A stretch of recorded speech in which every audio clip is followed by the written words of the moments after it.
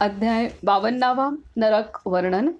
ओम नमो नर्मदाय युधिष्ठिर उवाच के व्रजन्ति यमं विप्र कीदृशा नरकास्तु ते एतन्मे सर्वमाख्याहि देवलोकं व्रजन्ति के। राजा युधिष्ठिरने विचारले, हे ब्राह्मण श्रेष्ठ, यमराजाकडे कोण जातात व तो नरक कसा आहे, तसेच देवलोकात कोण जातात हे सर्व आख्यान तुम्ही मला कथन करावे। मुनिश्रेष्ठ श्री मार्कंडेय वदले, जे पुष्कराज देतात ते पुष्पक विमानाने जातात, जे देव मंदिर बांधतात ते शिवलोकात जातात, जे अनाथांना घरे देतात ते उत्तम घरात राहतात, जे देव अग्नी गुरु ब्राह्मण माता व पित्याचे पूजन करतात ते इतरांकडून पूजित होऊन इच्छेनुरूप यानावर स्वार होऊन सुखाने जातात, दीपदानाने दशदिशा प्रकाशित करत जातात, आश्रयदाता सुखाने यमलोकात जातो, जलदाता सर्व इच्छापूर्ती झाल्यावर यानावर आरूढ होतो, अन्न जलदाता व्याकुळता रहित होऊन सुखाने जातो, जे दीपमाळा देतात ते गुरुसेवेत रत असतात, गुरूंचे चरण दाबतात ते घोड्यावर स्वार होऊन जातात, सुवर्ण व रत्न दान करणारा रत्न विभूषित होतो, भूमिदानाने सर्व इच्छापूर्ती होऊन मनुष्य जातो, अन्न व जलदानाने खात पीत जातो, या प्रकारच्या दानांनी मनुष्य शिवलोकात जातो, अन्नदानाने स्वर्गात अनेक भोग भोगतो, सर्व दानात अन्नदान श्रेष्ठ मानतात। काय सांगतात? सुवर्ण व रत्नदान करणारा रत्नविभूषित होतो, भूमिदानाने सर्व इच्छापूर्ती होऊन मनुष्य जातो, अन्न व जलदानाने खात पीत जातो, या प्रकारच्या दानांनी मनुष्य शिवलोकात जातो, अन्नदानाने स्वर्गात अनेक भोग भोगतो, सर्व दानात अन्नदान श्रेष्ठ मानतात। अन्नदान पुण्य बल पुष्टिवर्धक व सर्वांना खुश करणारे आहे। त्रैलोक्यात अन्नदानासम अन्य कोणतेच दान प्रसिद्ध नाही। अन्नामुळेच प्राणी उत्पन्न होतात व अन्नाशिवाय मरण पावतात। रक्त मांस चरबी वीर्य अन्नामुळे तयार होते, वीर्यातून प्राणी जन्मतात, यामुळे सर्व जग अन्नमय आहे।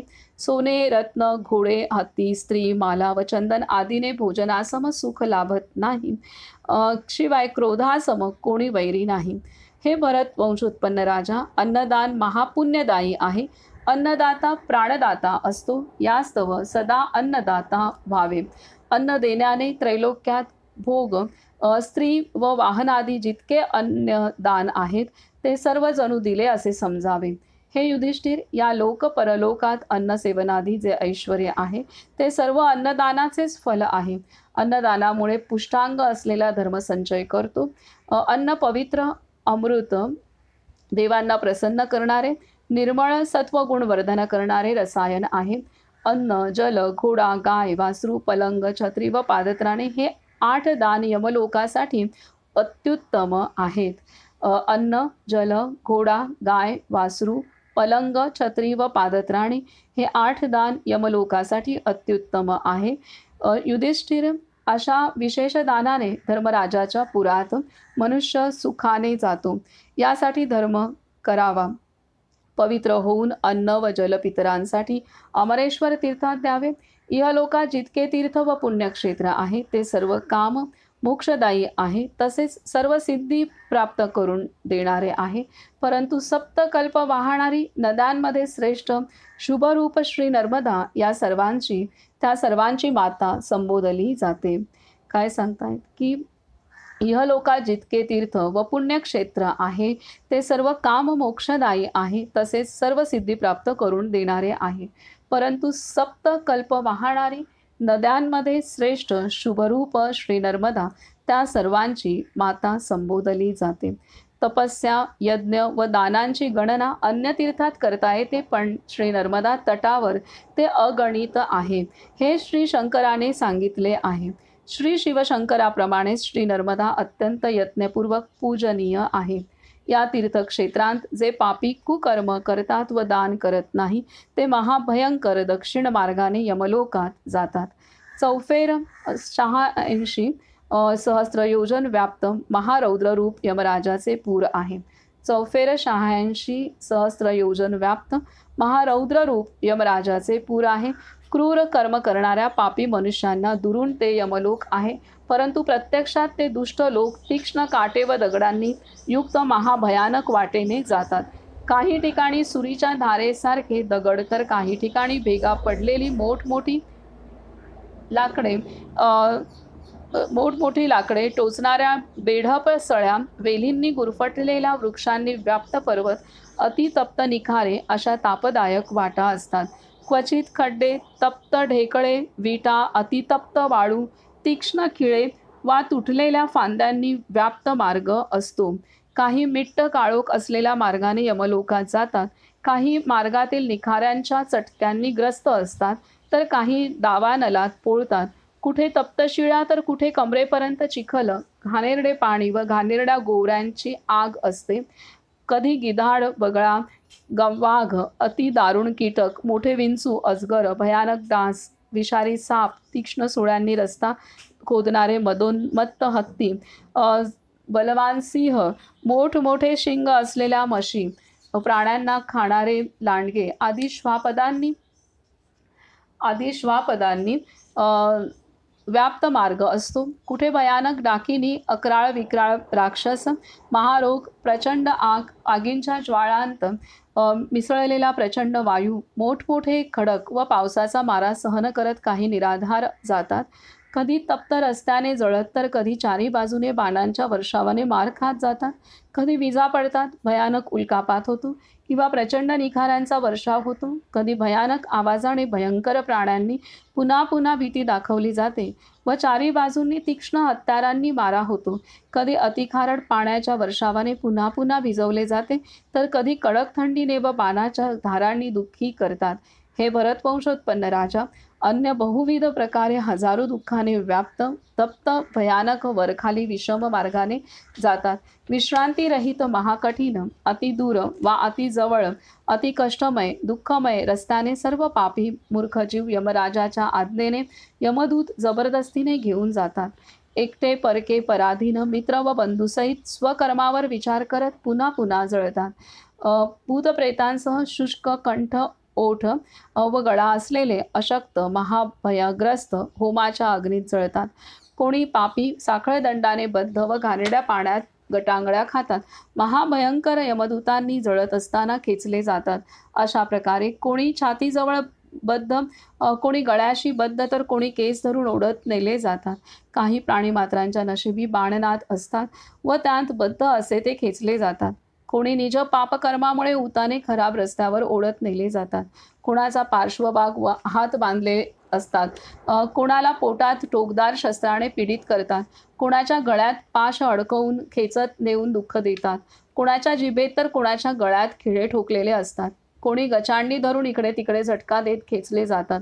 कोणी दोरीने लिंग व अंडकोश बांधून खेचत नेतात. कोणाकोणाचे हातपाय, कान, ओठ, नाक, लिंग, अंडकोश, शिर आदी अंग कापले असते. कोणाला अंकुशाने भेटले असते, तर कोणाला विंचू चावला असतो. ते इकडे तिकडे धावत व विलाप करत असतात. कोणावर घणाचे व लोखंडी दंडांनी सतत घाव घातले जातात. कोणाला चापकाचे फटके मारतात, तर कोणाला भाल्याने रक्तबंबाळ करतात. कोणाला पाण्यात टाकले असते ते वाचवण्यासाठी याचना करतात. या प्रकारे पापी व दान न देणारे मनुष्य यममार्गाने जातात. जे शिदोरी घेऊन जातात ते सुखाने यमलोकात जातात. काय सांगतात की या प्रकारे पापी व दान न देणारे मनुष्य यममार्गाने जातात. त्यामुळे कर्म हे दानाला पण अत्यंत अनन्यसाधारण महत्त्व आहे. आपल्या जे गरजेपुरतं आपणाला जे प्राप्त होतं, आपला अन्न, वस्त्र, निवारा, आपला जीवितार्थ चालविण्यासाठी ते आपल्याला ह्या विश्वाकडूनच प्राप्त होत असतं आणि त्यामुळे आपण त्याचं उत्तरदायित्व करणं आवश्यक आहे. तरी ते सांगतात की या प्रकारे पापी व दान न देणारा मनुष्य यममार्गाने जातात. जे शिदोरी घेऊन जातात ते सुखाने यमलोकात जातात. या प्रकारे जे शिदोरी घेऊन जातात ते सुखाने यमलोकात जातात या प्रकारे खडतर मार्गाने मनुष्य यमलोक प्राप्त करतो. यमराजाच्या आज्ञेने यमदूत पापींना यमराजासमोर उभे करतो. शुभ कर्म करणाऱ्यांचं यमराज स्वागत करतो. तुम्ही आलात त्यामुळे मी धन्य झालो. शिवाय आसन देऊन अर्घ्य व पाद्यपूजन करून सत्कार करतो. यमराज म्हणतो, आत्महित साधणारे तुम्ही महात्मा धन्य आहात. दिव्य सुखाकरता तुम्ही पुण्य केले. श्री नर्मदा तटावर व अमरकंटक पर्वतावर बसून दान व तप केले असता शास्त्रानुसार यज्ञ केले. हे सर्व कार्य काशी, कुरुक्षेत्र, प्रयाग, पुष्कर, गया, नैमिषारण्य, गंगासागर संगम, केदार, भैरव, प्रभास, शशिभूषण, रम्य महाकालवन, श्रीशैल, त्रिपुरांतक, पाप धुनारा त्र्यंबक, तसेच नीलकंठ, गंगाद्वार, हिमद्वार व कालंजर पर्वतात व अन्य तीर्थक्षेत्री यथाक्रम करून तुम्ही नीच जन्मफल निस्संदेह प्राप्त केले. आता तुम्ही दिव्य स्त्रियांकडून सेवित यानावर आरूढ होऊन सुखदायी व इच्छापूर्ती करणाऱ्या स्वर्गास जावे. तिथे निज पुण्याच्या संख्येनुसार अगणित सुखोपभोग शिवाय उर्वरित अल्प पापही भोगावे. मी यापूर्वी सांगितले आहेच की श्री नर्मदा तटावर निवास करणारे यानावर आरूढ होऊन सर्वांच्या वर राहतात. कारण प्राचीन काळी सर्व तीर्थांत पुण्याची गणना श्री ब्रह्मदेव आदी देवांनी केली आहे आणि श्री नर्मदा तीरावर दान देणारा स्वर्गात पूजिला जातो. शिवाय तिथे अनशन व्रताने मृत्यू आल्यास दिव्य यानावर आरूढ होऊन शिवलोकात जातो. हे राजा, श्री नर्मदाच्या श्रेष्ठ पुण्याबद्दल सांगितले. पुण्यकर्म करणाऱ्यास यमराज निज मित्राप्रमाणे समजतात. पुण्यकर्म करणाऱ्यास यमराज निज मित्राप्रमाणे समजतात व पापी कर्मींकडे भयानक दृष्टीने बघतात. मोठ्या दातांमुळे भयानक चेहरा व कुटील भुवया असलेले नेत्र, ऊर्ध्व ताठरलेले केस, लांब दाढी, स्फुरणारे ओठ, 18 भुजावाले, क्रूर व काजळासम रूपाचे सर्व आयुध धारण केलेले, गरजत हाती कालदंड घेऊन महारेड्यावर स्वार, ज्वलंत आगेप्रमाणे नेत्र असलेले, लाल माळा व कपडे परिधान केलेले ते सुमेरू पर्वताप्रमाणे उंच आहेत. प्रलय काळात मेघांप्रमाणे ते उद्घोष करतात. जणू समुद्रास पितात. त्रैलोक्य गिळंकृत करून आग ओकत असतात. महाप्रलयाप्रमाणे तेज असलेला मृत्यू त्यांच्या समीप उभा असतो. काळ्या काजळाप्रमाणे भयानक रूप असलेला काळही त्यांच्या बाजूला असतो. भयानक विविध व्याधी असतात. भाला, त्रिशूळ, अंकुश, पाश, चक्र व तलवार हाती धारण केलेले, वज्रासमान दात असलेले, भयंकर क्रूर काजळासम काळे सर्व हत्यार धारण केलेले घातक यमदूतही असतात. अशा यमराजाला पापी लोक पाहतात. यमराजही पापी लोकांसमोर अगदी निर्भयपणे जातो. भगवान चित्रगुप्त सुद्धा पापींना धर्म शिकवत त्यांच्याजवळ जाऊन म्हणतात, परधन हरणारे, रूप व ताकदीने गरजणारे, परस्त्रियांना भ्रष्ट करणारे पापी, तुम्ही जाणत नाही की जो कोणी जे कर्म करतो तो त्याचे फल भोगतो. तेव्हा स्वतःचा नाश करण्यासाठी पाप का केले? स्वकर्माने पीडित होत असताना आता संताप का करता? स्वकर्माचेच भोग भोगत आहात. यात कोणाचा काही दोष नाही. हे राजा, त्यानंतर चित्रगुप्त यमराजाला सांगतो, हे राजे, दुर्बुद्धीच्या बळावर गर्विष्ठ झाले आहेत. घोर स्वकर्मामुळे ते इथे आले आहेत. यमराज राजांना म्हणतो, प्रजा विध्वंसक दुराचारी राजे, तुम्ही अल्पकाळ राज्यासाठी असे दुष्कृत्य का केले?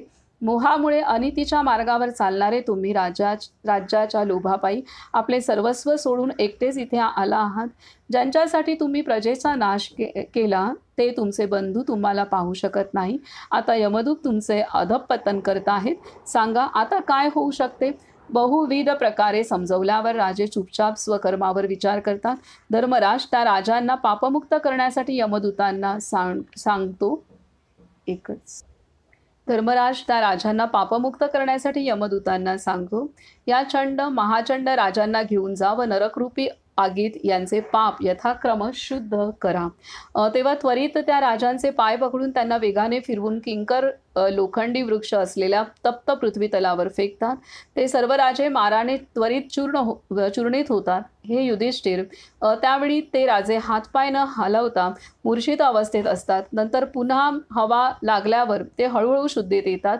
मग त्यांना शुद्ध करण्यासाठी नरकार्णवात टाकतात. 28 करोड नरक सप्त पाताळाच्या खाली घोर अंधकारात स्थित आहेत. त्या 1 कोटींची नावे पुढील प्रमाणे आहेत.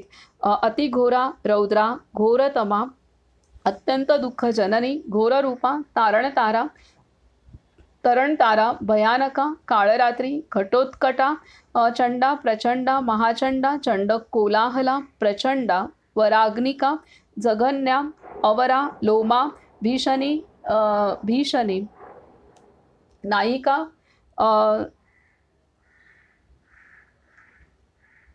नायिका, कराला, विकराला, वज्रविंशती, अस्ता, पंचकोणा, सुदीर्घा, परिवर्तुला, सप्तभौमा, अष्टभौमा व दीर्घमाया, ही घोर कोटी नरकांची नावे सांगितली आहेत.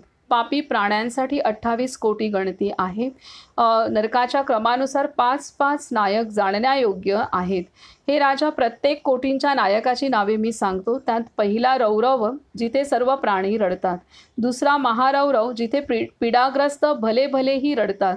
त्यानंतर तम, शीत व उष्ण हे 5 पहिल्या कोटीचे नायक आहेत.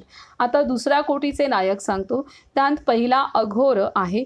त्यानंतर तीक्ष्ण, पद्म, संजीवन, शठ, महाकाय, विलोम, कंटक, कटक, तीव्र, वाम, कराल, किंकराल, प्रकंपन, महाचक्र, सुपद्म, कालसूत्र, प्रगर्जन, सुचिमुख, सुनेमी, खादक, सुप्रपीडक, कुंभीपाक, सुपाक, क्रकच, सुदारुण, अंगाररात्री, पचन, अश्रुक, पुयभव, सुतीक्ष्ण, शुंड, शकुनी, महासंवर्तक, क्रतु, तप्तजंतू, पंकलेप, पुतिमान, हृद, त्रपू, उच्छ्वास, निरुश्वास, सुदीर्घ, क्रूर, शाल्मली, उष्ट्रीट, उष्ट्रीट, महानाद, प्रवाह, सुप्रवाह, वृषाशय, वृषाश्रय, वृषाश्व, सिंहासन, व्याघ्रानन, गजानन, श्वानन, शुकरानन, अजानन, महिषानन, मेषानन, मृषानन, खरानन, ग्राहानन, कुंभीरानन, नक्रानन, महाघोर, भयानक, सर्वभक्ष, स्वभक्ष, सर्वकर्मा, अश्व, पायस, गृध्रोलुक, उलुक, शार्दूल, कपी, कच्छुर, गंडक, पुतिवक्त्र, रक्तास्य, पुतिमुत्रिक, कणधूम, तुषाराग्नी, कृमिमान, निरय, आतोद्य, प्रतोद्य, रुधिरोद्य, भोजन, कालभक्ष, आत्मभक्ष, गोनुभक्ष, सर्वभक्ष, सुदारुण, कर्कट, विशाल, विकट, कटपुतन, अंबरीश, कटाह, कष्टा, वैतरणी नदी, सुतप्त, लोहशंकू, एकपाद, अश्रुपूर्ण, घोर, अस्सी, पत्रवण, प्रतिष्ठित, अस्थिलिंग, तिलयंत्र, अतसियंत्र, इक्षुयंत्र, कूट, पाप, प्रमर्दन, महाचुल्ली, विचुल्ली, तप्त, लोहमयी, शिळा, क्षुरधार पर्वत, मय, यमल पर्वत, सुचिकूप, विष्टाकूप, अंधकूप, पतन, पातन, मुशली, वृषली, अशिवा, संकटला, तालपत्रवन, असीपत्रवन, महामोहक, सम्मोहन, अस्थिभंग, तप्ताचलमय, अगुण, बहुदुःख, महादुःख, कश्मल, यमल, हालाहाल, विरूप, स्वरूप, च्युत, मानस, एकपाद, त्रिपाद व तीव्र, या क्रमाने 28 पंचक सांगितले आहेत. हा श्री स्कंद पुराणातील रेवाखंडाच्या उत्तर भागातील नरकवर्णन नावाचा 52वा अध्याय पूर्ण झाला. तर असं हे नरकाचं वर्णन इथं केलेलं आहे. आपण कल्पनाही नाही करू शकत असं आहे सर्व. थोडंफार लहानपणापासून थोडं ऐकत असतो नरक म्हणजे काय, परंतु आता हे विस्तृत वर्णन आपण वाचलं. आणि ह्याही आधी एकदा नरकाचं वर्णन आलेलं आहे. तर असं हे भयंकर नरकाचं वर्णन केलेलं आहे. आता पुढील अध्याय आहे की अध्याय 53वा नरक यातना वर्णन. नरक यातना वर्णन. अध्याय 53वा नरक यातना वर्णन. ओम नमो नर्मदाय. श्री मार्कंडेय उवाच. कोटी नामानुरूपाश्च पंचैव नायकाः रौरवाद्यं मरीच्यन्तं नरकानां शतं स्मृतं. मुनिश्रेष्ठ श्री मार्कंडेय वदले. कोटी नामरूप 5-5 नायकही आहेत. आद्य रौरवापासून मरीचीपर्यंत 100 नरक सांगितले आहेत. 40 अधीन महानरक मंडल आहेत. स्वकर्मानुसार मनुष्य एक क्रमाने नरक भोगतात. दुष्ट इच्छेनुसार कुकर्म केलेल्यांना त्वरित तप्त साखळदंडाने बांधून अंधारात महावृक्षाच्या फांदीला यमकिंकर लटकवतात व त्यांना जोरात झोके देतात. त्या झटक्यांमुळे पापी मूर्छित होतात. आकाशात लटकलेल्या त्या पापींच्या पायात लोहभार बलवान यमदूत बांधतात. त्या भाराने मनुष्य अतिसंतप्त होतो, पण स्वकर्म आठवून चुपचाप राहतो. त्यानंतरच्या क्रमानुसार आगीत लाल झालेल्या काटेरी लोखंडाच्या दंडाने यमदूत त्या पापीच्या माथ्यावर प्रयत्नपूर्वक मारतात. मग विष्ठेने भरलेल्या विहिरीत टाकतात. नंतर चारी बाजूनी ते भयंकर यमदूत पापींना शिजवतात व त्यांना खाऱ्या पाण्यात टाकून उकळवतात. तप्त लोखंडाच्या कढईत वांग्यासारखे शिजवतात. जलजीवांनी भरलेल्या घाणेरड्या विहिरीत टाकतात. मग चरबी, रक्त व पुणे भरलेल्या विहिरीत टाकतात. त्यानंतर कीटक व तीक्ष्ण चोचीचे कावळे त्यांना खातात. त्रिशूळाच्या टोकावर अडकवून पापी मनुष्य भाजले जातात. त्यानंतर उकळत्या तेलाच्या कढईत त्यांना टाकतात. त्यांच्या छातीवर पायाने घट्ट दाबून तप्त सांडशीने असत्य व कटू बोलणाऱ्यांची जीभ उपटलीच जाते. यथार्थ पाखंडी ब्राह्मण खूप द्रव्य खर्च करायला लावत असेल तर त्याची जीभ तीक्ष्ण भाल्याने छेदली जाते. जो मूर्ख माता, पिता व गुरुला धमकावतो त्याचे मुख वाळूने भरून त्यावर पाण्याने सिंचन करतात. खारट व गरम पाण्याने त्याचे मुख पुन्हा पुन्हा त्वरित भरतात. गरम तेलानेही भरतात. कृमींसहित विष्ठेने श्वानवत त्याचे चरण माखले जातात. त्यांना दंडाने मारून लोखंडी साखळ्यांनी बांधतात. भयावह बलवान दूत त्यांना पाठीमागून मारतात. दात असलेल्या लोखंडी दृढ आऱ्यांनी घोर कर्मामुळे डोक्यापासून खालपर्यंत त्यांना फाडतात व पापींना त्यांचेच मांस खायला घालतात व त्यांचेच रक्त प्यायला देतात. ज्या मूर्खांनी अन्नदान व जलदान केले नाही ते उसाप्रमाणे पिळले जातात व मुदगराने जर्जर केले जातात. तलवारीसारखी काय सांगतात? ज्या मूर्खांनी अन्नदान व जलदान केले नाही ते उसाप्रमाणे पिळले जातात व मुदगराने जर्जर केले जातात. तलवारीसारखी ज्यांची पाने आहेत अशा ताडवृक्षाच्या भयंकर वनात त्यांचे कापून तुकडे तुकडे करतात. सळईने ज्यांच्या सर्वांगाला भोके पडली असतात त्या पापींना सरतेशेवटी पाठीमागून सुळी चढवतात. हलवून व खेचून जे मरत नाहीत त्यांचे मांस शरीरातून काढतात व त्यांची हाडे मुदगराने चूर्णित करतात. महाबलवान यमदूत अनेक वेळा त्यांचे मांस त्वरित खेचतात. यामुळे ते श्वास उच्छ्वास रहित चिरकाळ नरकातच पडून राहतात. वाळू भरलेल्या मुखाने ते पापी श्वास घेऊ शकत नाहीत व रौरव नरकात दुःख सहन करतात. तिथे नाना दूत त्यांना पीडा देतात. महारौरवाच्या दुःखाने भले भले रडतात. मुख, लिंग, गुदद्वार, पार्श्वभाग, पाय, छाती व माथ्यावर महातीक्ष्ण तप्त लोखंडी मुदगराने मारतात. जे निज रूपामुळे इतरांची निंदा करतात व परस्त्रीला हसतात, ज्या स्त्रिया इतर पुरुषांना आलिंगन देतात व निज पतीजवळ राहत नाहीत त्यांना यमदूत म्हणतात. तुम्ही निज पतीचा विश्वासघात केला व पापांध अन्य पुरुषांना सुखाने ग्रहण केले हे सांगून त्यांना लोखंडाच्या कुंभात टाकून हळूहळू शिजवतात. महाअग्नीत भासतात व तप्त शिळांवर बसवतात. अंधारमय विहिरीत टाकतात जिथे अजगर व साप त्यांना खूप चावतात. जे धर्मज्ञ महात्मा आचार्यांची निंदा करतात आणि शिवभक्त ब्राह्मण व शाश्वत शिवधर्माची निंदा करतात त्यांची छाती, गळा, जीभ, सांधे व ओठांवर यमदूत खिळे ठोकतात. अशा प्रकारे विविध महाभयंकर पाप करणाऱ्या प्राण्यांना एक एक नरकात शेकडो हजारो पीडा सहन कराव्या लागतात. हे राजा, सर्व पापकर्मींना महाकठोर अनंत पीडा सर्व नरकात आहेत. शेकडो वर्षात सुद्धा कोणी पुरुष त्याचे वर्णन करू शकणार नाही. अशा महाभयंकर स्वकर्मामुळे क्रमाने सर्व नरकात पापींना टाकून शिजवतात. महापातक करणारे पापी सर्व नरकात जोपर्यंत चंद्र व नक्षत्र राहतात तोपर्यंत अनेक प्रकारच्या पीडा यमदूतांकडून निस्संदेह भोगतात. महापापी नरकात सदा पडलेले असतात. मात्र त्या महापापींच्या कालावधीपेक्षा पापी मानवांचा नरकातील कालावधी अर्धा असतो. चारी दिशांच्या नरकात यथायोग्य निस्संदेह त्यांना शिजवतात. हे राजा, कोणाचा केव्हा मृत्यू होईल हे सांगता येत नाही. अकस्मात मृत्यू आल्यावर सर्व सोडून निश्चित एकटेच जायचे असते. यास्तव सर्वतः प्रयत्नपूर्वक सत्यधर्माचे आचरण करावे. हे सर्व नरकाचे लक्षण सांगितले. काय सांगतात? हे राजा, कोणाचा केव्हा मृत्यू होईल हे सांगता येत नाही. अकस्मात मृत्यू आल्यावर सर्व सोडून निश्चित एकटेच जायचे असते. यास्तव सर्वतः प्रयत्नपूर्वक सत्यधर्माचे आचरण करावे, हे सर्व नरकाचे लक्षण सांगितले. हा श्री स्कंद पुराणातील रेवाखंडाच्या उत्तर भागातील नरकयातना वर्णन नावाचा 53वा अध्याय पूर्ण झाला. तर अशा रीतीने इथे नरक वर्णन आणि नरकयातना वर्णन हे 2 अध्याय, त्यामध्ये नरकाची स्वरूप सर्व सांगितलेलं आहे. तिथं कोण कोण तिथे नरकामध्ये कोण कोण कार्यरत करतात त्या अधिकाऱ्यांची पण नावं सांगितलेली आहेत, नरकांची नावं सांगितलेत, त्याचं किती नरक आहेत त्यांची संख्या सांगितलेली आहे, आणि कोणकोणत्या शिक्षा पद्धती आहेत त्या सांगितलेल्या आहेत, आणि यातनासुद्धा नरक यातना काय आहेत ते सुद्धा सांगितलेलं आहे. तर हे सर्व आपल्याला एक साधा काटा टोचला तरीसुद्धा आपल्याला किती मोठ्या वेदना होतात, असं वाटतं अरे बापरे काय हे.